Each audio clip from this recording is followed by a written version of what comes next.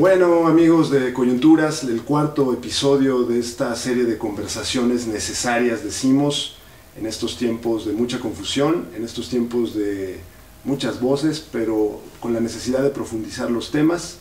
Esta edición, este capítulo, tenemos como invitada a Moira Millán, compañera mapuche, compañera defensora del territorio ancestral de este pueblo, que nos ha dado muchas lecciones a este continente. Moira, muchas gracias por aceptar en estos momentos, que está además próxima a volar de regreso al sur de nuestro continente, pero nos parecía una oportunidad que no había que perder. Muchas gracias a ustedes. Moira, nos gustaría que nos platicaras un poco de esta lucha histórica del pueblo mapuche, dado que en México estamos muy de cara al norte y poco miramos hacia el sur. La nación mapuche es un pueblo que habita la región sur del continente, en la Wallmapu, así se llama nuestro territorio, desde hace aproximadamente 14.000 años. Y nuestro pueblo ha tenido desde siempre una relación armónica con el entorno. Ha sufrido diferentes invasiones. El primer intento de invasión y de expansionismo fue de parte de los incas, de ahí la palabra Huinca. Nosotros al que viene a invadir le llamamos Huinca, porque el primer contacto de ese tipo, donde tuvimos que organizarnos en la defensa, fue contra el Inca.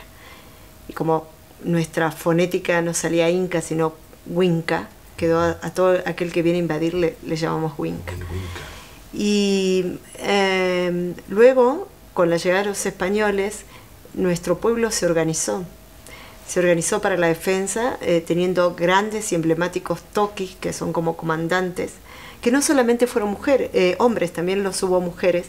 Y un dato curioso es que la estrategia militar que utilizaban los hombres tenía la característica correspondiente a su capacidad física, y las mujeres, las comandantes toques como Fresia, Guacolda, Yaniqueo, originaron otro tipo de guerrilla.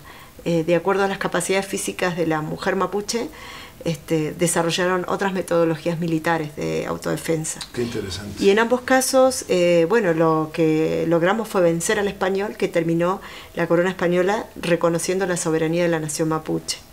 Luego vino la invasión de los estados, de chilenos y argentinos, sobre nuestro territorio. Hay, por supuesto, una guerra autodefensiva, donde lamentablemente perdemos la guerra. Y tanto el Estado chileno como el Estado argentino van consumando un genocidio sobre nuestro territorio. Moira, a este respecto, el vínculo que los pueblos originarios tienen con el Estado-Nación, en el caso mexicano, tú lo sabes, es ambivalente, porque México sí reivindica su pasado ancestral, su pasado prehispánico, pero a veces solamente en términos folclóricos, solamente como el indígena de museo, el que hay que admirar, pero al indígena rebelde, al que está vivo, se le segrega y bueno, se le hace la guerra. Sin embargo, en Chile y en Argentina hay una negación absoluta, pareciera, bueno, las últimas declaraciones del presidente Macri en Europa, ¿no?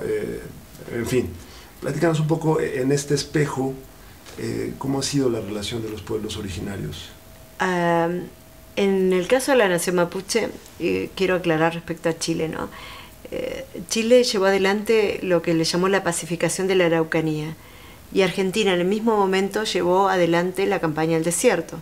Chile propuso una política integracionista, con lo cual, si bien sometieron, esclavizaron, igual hubo integracionismo en Chile como política de Estado, y eso provocó que se conservara más la cultura. Y tenemos autoridades espirituales y una serie de elementos culturales que se han perdido en Argentina. En Chile el mapudungún, el idioma nuestro, tiene un porcentaje importante de hablantes, mientras que en Argentina no hay, es una lengua prácticamente en extinción dentro del territorio de Polmapu.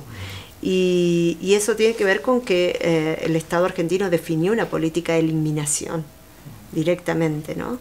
A lo largo de la historia del Estado argentino usó como política el negacionismo. Entonces, como no pudo eliminarnos físicamente, como no pudo borrar todo vestigio de nuestra cultura, necesitó negarnos. Y no solamente la nación mapuche, hay 36 naciones originarias. Cuando viajo por el mundo y cuento esto, la gente se asombra porque se piensa en la Argentina como la Europa de Sudamérica, y donde el componente poblacional es el fenotipo racial europeo blanco. Y siempre digo que ser indígena en Argentina es lo peor que te puede pasar, porque bueno, de pronto hasta el mismo Chile tiene un reconocimiento de la existencia de los pueblos originarios, a pesar de que es a lo largo de la historia ha tenido una política criminal, tiene esa contradicción de reivindicar a Lefcharo, a Lautaro, de hablar de que tienen raíces mapuches, ellos le llaman araucanas. Pero el Estado argentino directamente, con la generación del 80, de 1880, plantea la barbarie, ¿no? La construcción de la otredad, lo salvaje y bárbaro contra lo civilizatorio. Sí, es muy sintomático este eufemismo que usan para hablar de este exterminio, la guerra del desierto, que ni fue guerra ni fue en el desierto, ¿no? Fue un terrible exterminio en el que incluso importaron genocidas prusianos para exterminar a los pueblos originarios. Sí, esta negación está en todo, ¿no? En la cultura, lo vemos, siempre pensamos a los argentinos como decimos nosotros, que descendientes de los barcos, pero pues hay una buena parte de pueblos originarios que han hecho la batalla, la resistencia hasta la actualidad, ¿no? Bueno, y a este respecto, ahora, ¿en qué momento estamos en esta batalla? Hablar un poco de la coyuntura de este momento. Es interesante analizar que los efectos locales que se provocan en nuestra zona no son endémicos, no son un fenómeno endémico, es parte de una política global.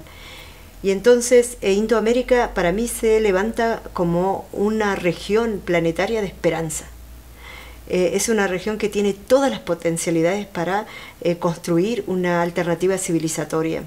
A veces cuando he viajado por otros continentes, he estado por Europa, alguna parte de Medio Oriente, veo que no hay posibilidades ya ahí. El nivel de devastación de la Ñuque Mapu, de la madre tierra, las complejidades sociales que se han ido desarrollando, a veces desde los mentores de la muerte, a veces desde la misma situación extrema en la que vive la población, hace que esas poblaciones estén sobreviviendo. Pero en América, en Indoamérica, hay esperanza, hay posibilidades, y eso nos convierte a nosotros en el blanco principal de ataques por parte de la corporocracia. Ellos temen realmente que Indoamérica se levante y provoque una revolución que cambie el orden mundial. Y por eso estamos padeciendo desde norte a sur de América. A mí no me gusta hablar de Latinoamérica porque es excluyente. Y de pronto hay hermanos originarios, indígenas, en Estados Unidos, en Canadá, en islas que no son hispanohablantes, que están llevando adelante luchas emblemáticas de una dignidad tremenda. Y aparte porque es negar las raíces de este continente. Entonces yo creo que ese es el elemento que nos unifica. Y que, bueno, por supuesto que somos estratégicos también para la extracción de lo que ellos llaman recursos y que el pueblo mapuche llama Nehuen, que son como las fuerzas de la vida. Es interesante pensar esta esperanza de cara a las grandes catástrofes que estamos presenciando. No sé, pienso en Siria en estos días, que es tan terrible. ¿Cuáles serían digamos, algunas ideas importantes de esta filosofía, por llamarle de algún modo, que tenemos en los pueblos indígenas para albergar esta esperanza en los pueblos originarios? Porque también con la palabra indígenas tenemos otro problema. Sí, los pueblos originarios. Bueno, primero tratar de entender la historicidad de la resistencia de los pueblos originarios y pensar que hay como dos sectores, por así llamarlo, de algún modo. Porque siempre se nos homogeniza y pensamos que todos los pueblos originarios somos iguales. Y hay dos grandes grupos: los que provienen de estados religiosos y que tienen entonces una memoria de construcción de Estado, y los que somos naciones sin Estado. Los que provienen de estados religiosos son, los decimos los mayas, los incas, los aztecas. Entonces, cuando a veces se habla del fenómeno de Bolivia, por ejemplo, creen que pueden traspolar esa experiencia a otras regiones, y eso es imposible, porque de pronto aquellos pueblos como la nación mapuche, que venimos de naciones sin Estado, donde la construcción es social, es horizontal, donde la vida que se entreteje cultural, espiritualmente y políticamente es circular, no tenemos hasta hoy día incorporada ese modelo, esa estructura organizativa de Estado. Por eso la tensión entre las naciones sin Estado y los Estados-nación que invaden, que son fuerza de ocupación sobre nuestro territorio, cada día se complejiza más. Y sin embargo, y a pesar de ello, las poblaciones nacientes, porque a veces hay gente que dice, yo también soy originaria porque mis abuelitos vinieron de Italia, entonces soy originaria de Italia. Se llaman naciones originarias a las que surgieron y se organizaron mucho antes de la llegada de los Estados-nación. Entonces, las naciones originarias hoy cohabitan con las poblaciones surgidas de los Estados-nación. ¿Qué hay que lograr? Es el consenso, hay que celebrar el consenso. Nosotras, desde la organización a la que pertenezco, la Marcha Mujer Originaria por el Buen Vivir, decimos, es tiempo de nacer un nuevo país, donde se construya a través del consenso, donde la democracia representativa dé lugar a la democracia participativa, donde podamos establecer un nivel de acuerdo fundamental que se base en la reciprocidad entre los pueblos y con la naturaleza. Recuperar esa armonía que teníamos. Pero para eso no solo se trata de interpelar, sino de proponer. Y esa propuesta, por supuesto, que es absolutamente revolucionaria, porque es volver a nacer como humanidad. Decimos elevar a la humanidad, elevarla espiritualmente, moralmente, elevarla en la reconstrucción del arte de habitar el mundo. Porque tenemos que pensar eso, ¿cómo queremos habitar el mundo? ¿Podemos continuar así como estamos? ¿Podemos como sociedad darle un maquillaje con gobiernos reformistas que por un lado pacten mejoras y avances en derechos humanos y sociales, pero sigan degradando la vida del resto de la naturaleza, sigan esclavizando al resto de los seres de la naturaleza? Somos todos parte del mismo engranaje. Entonces lo que le hagamos a los ríos, a la montaña, a los bosques, lo estamos haciendo contra nuestra propia vida, ¿no? Pienso en este gran engranaje en los territorios, en México, por ejemplo, donde, bueno, están todos los actores ahí. Por un lado, el capital transnacional, los pueblos en resistencia, el Estado-nación. Y me llama la atención, me entusiasma pensar en que se pueda lograr alguna forma de consenso. Esto de alguna forma fue el sueño o el espejismo que nosotros veíamos en los gobiernos de lo que se conoció como el ciclo progresista en Sudamérica. Tú sabes, en México siempre estuvimos viendo con admiración los avances que se hicieron en Bolivia con la llegada de Evo Morales, la idea de un presidente indígena, que bueno, de cerca ya vemos que no es así, pero mientras profundizamos, pues pensamos en que esto de lo que hablabas, la posibilidad de impulsar el buen vivir, los derechos de la madre tierra, que estuvieron presentes en el discurso de presidentes como Rafael Correa, y que de momento, al pasar de los años, han dado a luz fuertes contradicciones. ¿Tú qué piensas de esa experiencia, incluido el ciclo de los Kirchner en Argentina? ¿Qué nos deja esta primera experiencia? Primero diría que el gobierno kirchnerista no tuvo nada que ver con el de Evo. Lo voy a separar. Más allá de que tengo muchas observaciones y críticas al proceso del gobierno de Evo Morales en Bolivia, lejos ha sido el mejor gobierno en Indoamérica, para mí, ¿no? Creo que ¿qué sucede? El sistema se recicla a sí mismo. Los pueblos elevan la plataforma de lo político. Viene la política y recoge la agenda. Y entonces el sistema, que no va a permitir que nosotros logremos esa verdadera revolución, que es posible, necesaria, construye con nuestro propio lenguaje y nuestros propios posicionamientos o fundamentos gobiernos que puedan contener la explosión revolucionaria de los pueblos. Entonces, por un tiempo, todos fuimos dulcificados con ese proceso y neutralizados, porque creíamos que se caminaba hacia esa transformación. Creíamos que efectivamente era un paso de reconversión de la política lenta hacia la transformación de la política.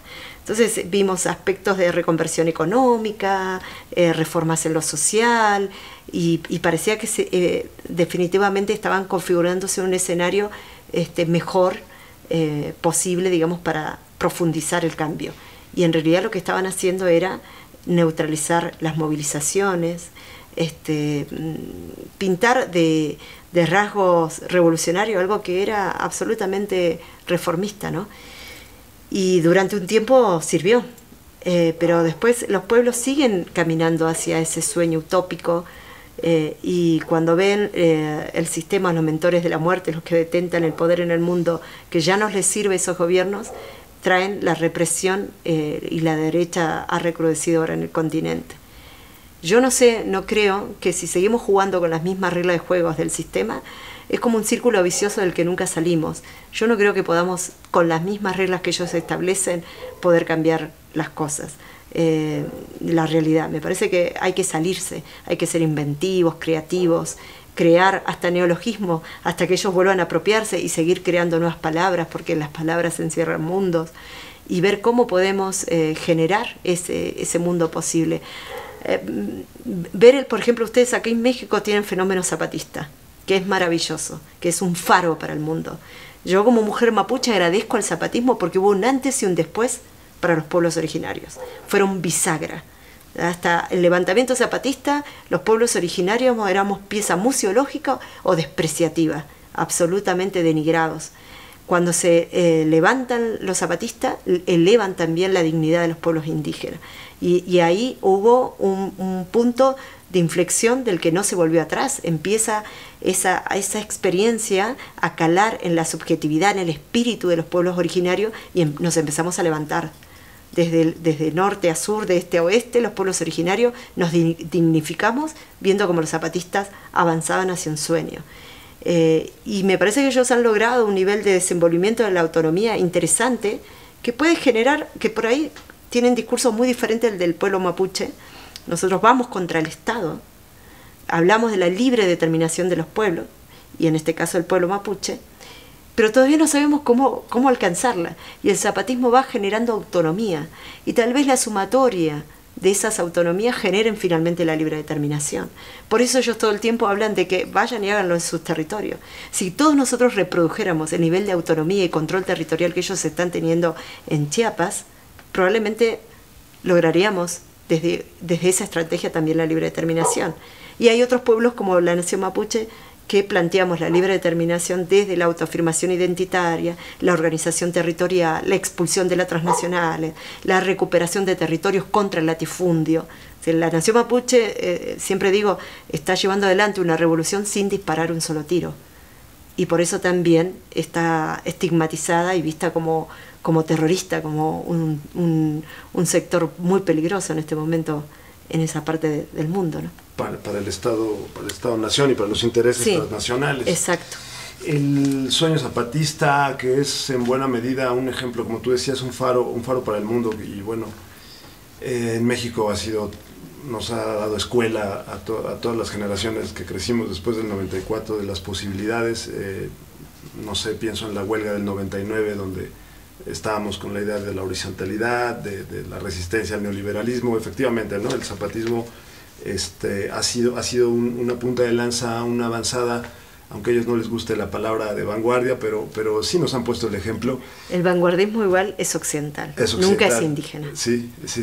Y bueno, y ahí el zapatismo ha inaugurado una batería de neologismos que, bueno, nos han permitido pensar la política de forma distinta. Tú vienes muy fresca de Chiapas, del Caracol de Morelia, y hablabas hace un momento me parecía muy estimulante pensar que los pueblos ponen el nivel o la agenda que después los gobiernos o los intereses electorales, qué sé yo, se llevan. Pero ¿Qué nos traes de este encuentro? ¿Qué te llevas de regreso a casa después de este gran encuentro que otra vez nos vuelve a hacer sentir que en México late la rebeldía con mucha fuerza, ¿no? Después de ver a 8,000 mujeres, una cifra enorme, reunidas de forma autónoma, proponiendo cosas.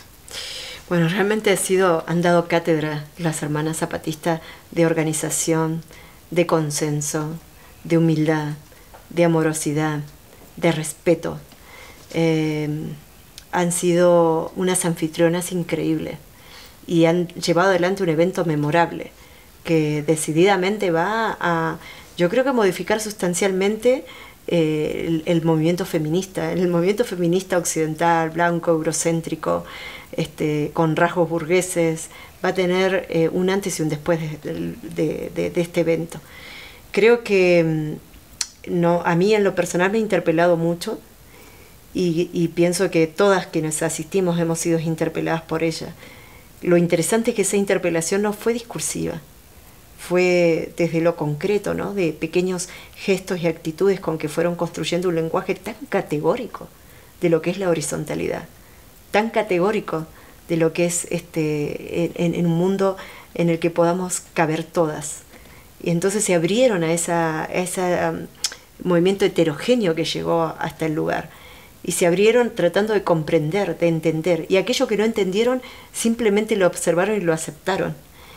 Y me parece que si sabemos leer en profundidad eso que nos han ofrendado, ese corazón abierto, ese espíritu rebelde, revolucionario y alegre, esa esperanza con que han encendido nuestro corazón, nuestra mente, yo creo que nos estamos llevando de Chiapas un poder que va a hacer llama y ojalá ilumine al mundo. Creo que realmente la experiencia en estos días fue muy fuerte. Me quedé realmente impactada con las mujeres zapatistas. Llevo mucho para contar a mi gente. También me doy cuenta que son realidades que no se puede, vuelvo a repetir, no se puede traspolar, no se puede importar. Yo les decía hoy a las compañeras, difícilmente en el territorio mapuche pudiéramos hacer algo como hicieron las zapatistas. Nos cuidaron porque la seguridad, la capacidad de organizarnos, de organizar la seguridad fue increíble. Y decíamos, durante estos días hemos debatido, nos hemos reencontrado, nos hemos reconocido, nos hemos interpelado y además nos hemos sentido seguras. Hemos estado sin miedo. Sin miedo en un tiempo, o sea, no es que este evento se hace abstraído de la coyuntura. Este evento viene a traer esperanza en medio de tanta desesperación. Trae esperanza en medio del desahucio, en una noche oscura que las mujeres del mundo estamos sufriendo con feminicidios, con femicidios. Esta situación de que por más que somos millones en la calle diciendo basta al horror de las muertes, de esas muertes completamente tremendas que van arrasando no solamente las vidas de las mujeres, sino la esperanza de la humanidad, y sin embargo se multiplican. Los zapatistas oportunamente y de manera pragmática nos muestran hasta dónde puede llegar la autonomía, en construir espacios donde la seguridad, donde la libertad, donde la horizontalidad, la solidaridad puede ser tangible, puede ser verdadera. Y que además abre como un espacio. Tú sabes, ahora estamos en esta loca agenda de lo electorero en México, y bueno, parte de Conversas es aprovechar esta atención que de momento el público tiene en lo público para platicar de otros temas.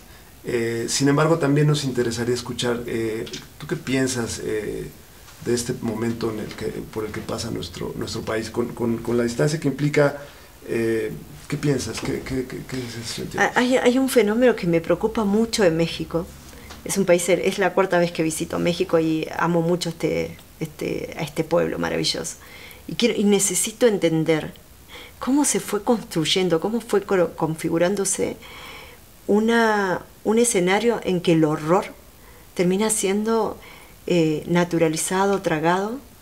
¿Cómo es posible que hayan miles de personas desaparecidas, cantidad de periodistas asesinados, y que tan de la manera tan burda con que el látigo de la represión castiga al pueblo mexicano, no haya condena, no haya castigo.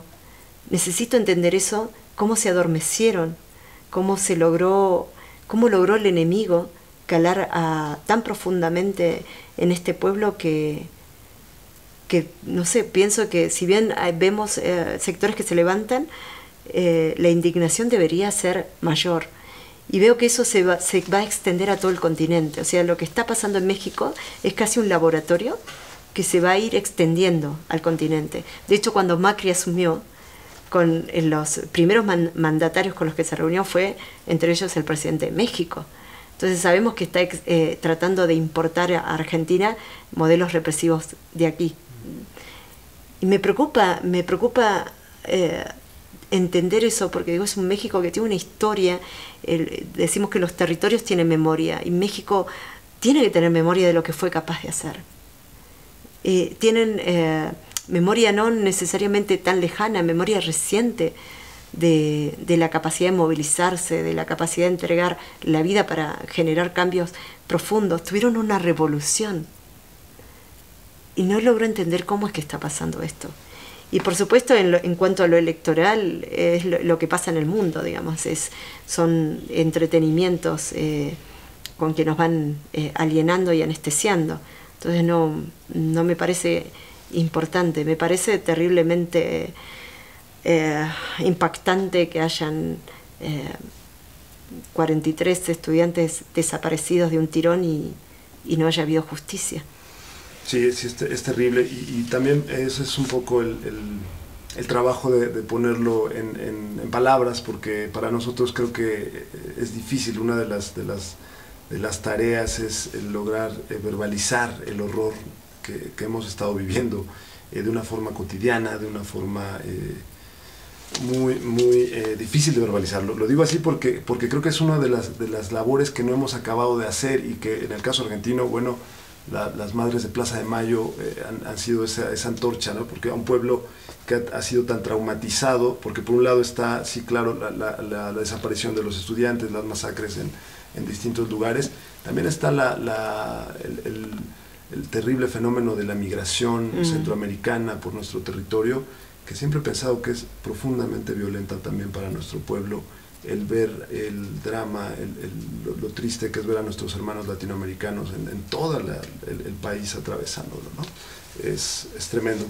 Esperemos pues que este trabajo se vaya haciendo. Pienso yo en lo emocional, cómo está implicado lo emocional, y en ese sentido creo que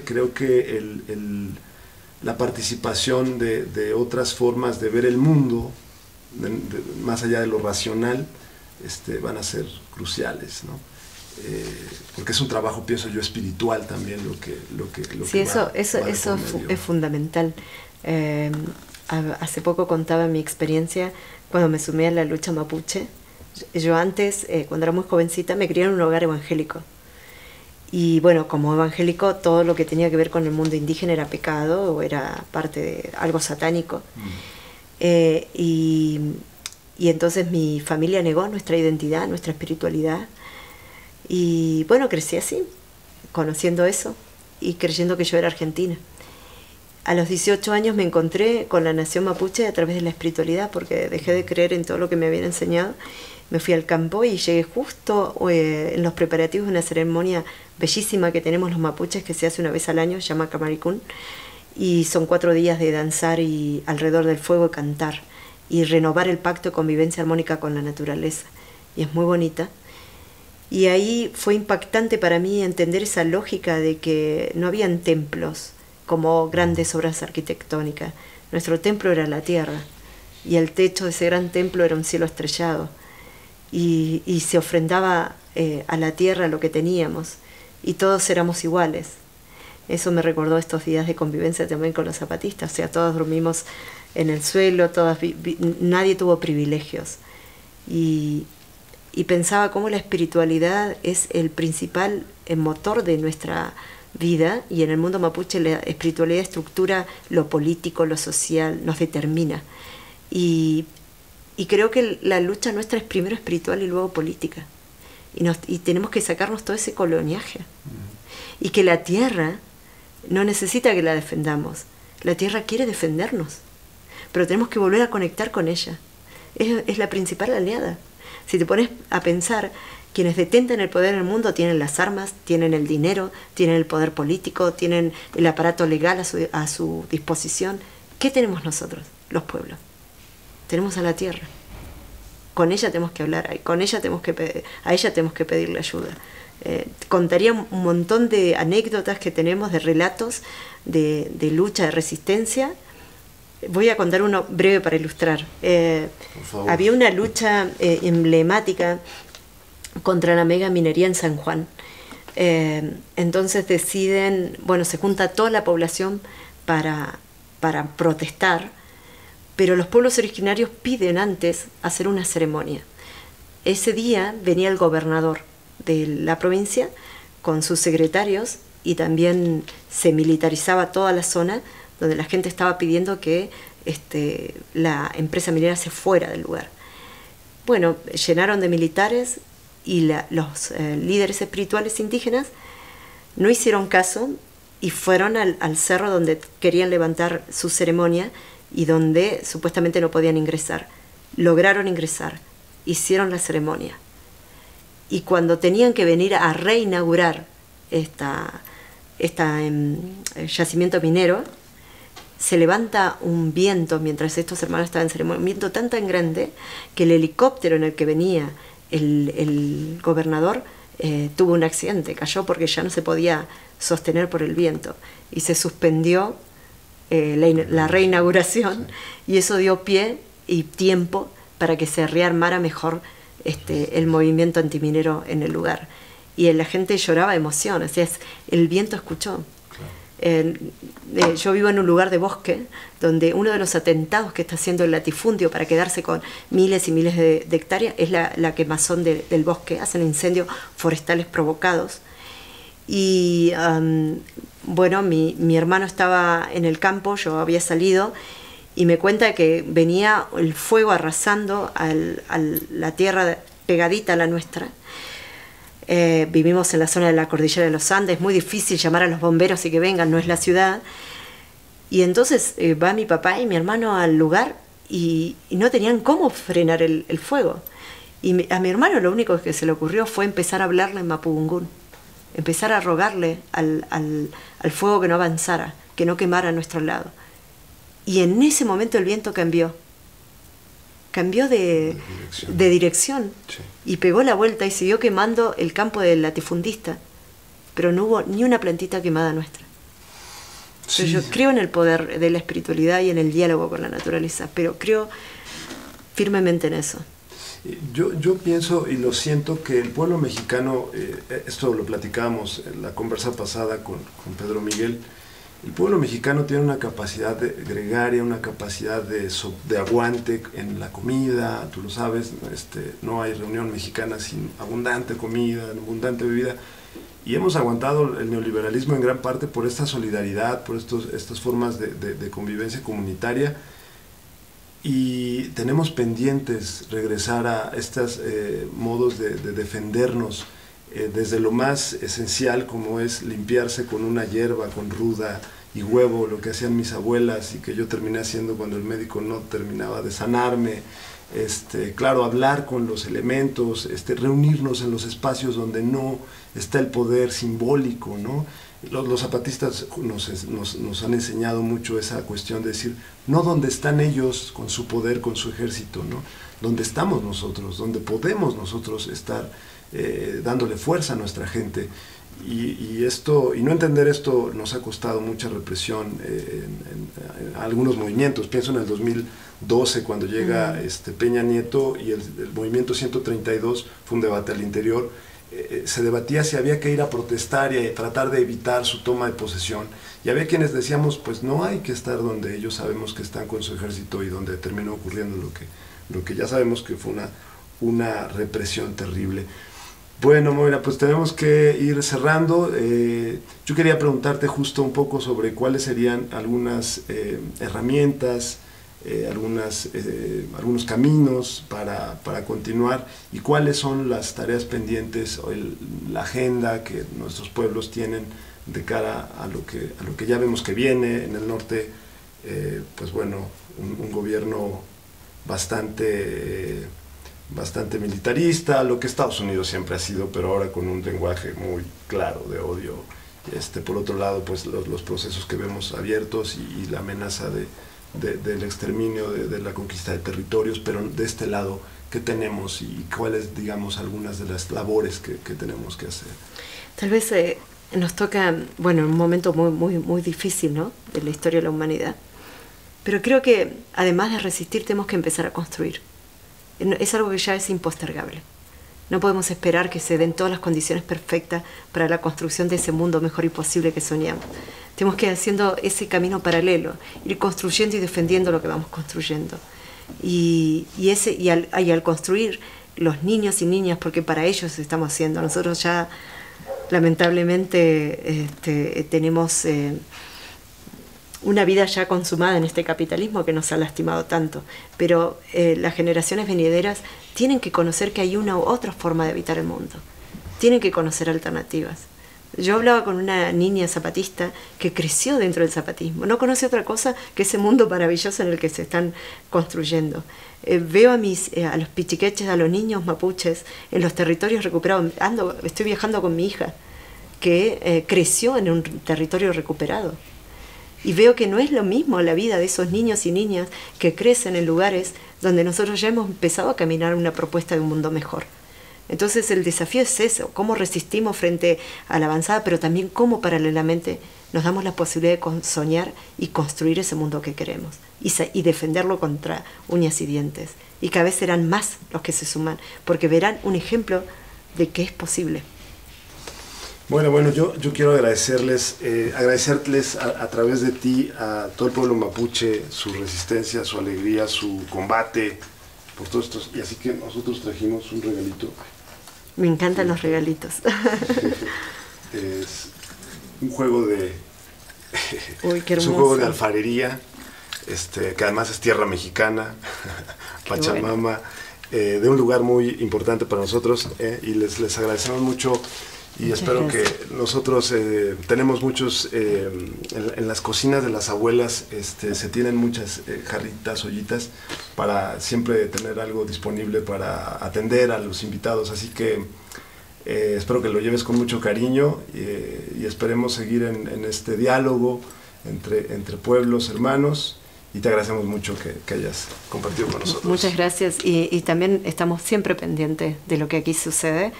Y nuestro corazón solidario y nuestro Frentenewen, toda nuestra fuerza de la Mapu para este México que merece su libertad y su felicidad y la paz y la justicia.